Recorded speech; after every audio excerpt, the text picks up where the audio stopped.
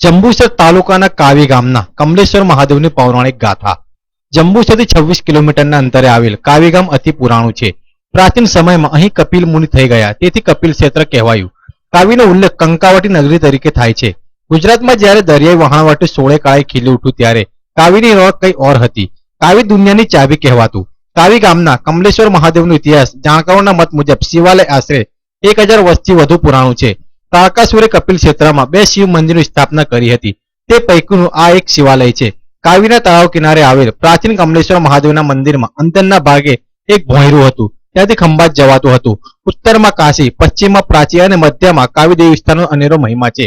સતયુગના સમયમાં નારદજી વિશ્વની અંદર 4 પ્રશ્નોના પ્રત્યુત્તર માટે બ્રાહ્મણ કરતા હતા, પરંતુ તેમને સંતોષકારક પ્રત્યુત્તર ન મળતા એક નગરમાં પહોંચ્યા અને પ્રશ્નના જવાબ માટે રોજીને કહ્યું। રાજાએ નારાજગી ન કહ્યું, સભાખંડમાં સૌથી નાની વયના બુદ્ધિહીન લાગતા હોય તેને પ્રશ્નનો જવાબ પૂછી શકો છો।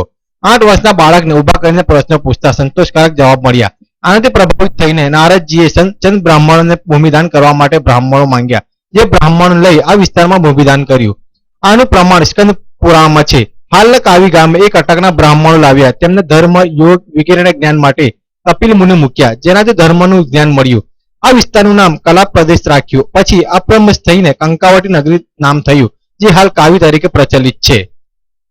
દરિયાના સામે કિનારે ત્રંબકવટી નગરી એટલે હાલનું ખંભાત। કાવીના કમલેશ્વર શિવાલયની આસપાસ 11 શિવલિંગો આવેલા છે।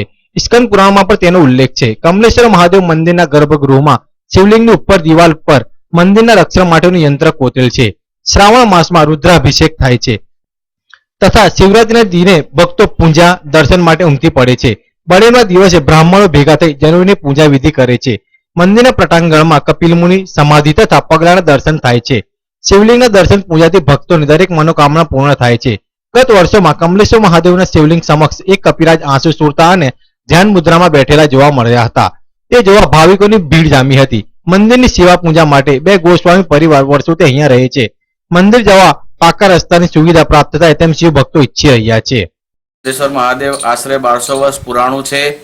કાવીના કમલેશ્વર મહાદેવની સ્થાપના બહુ પુરાણોક્તોમાં એટલે કે સ્કંદ પુરાણના અંદર વિવરણ છે।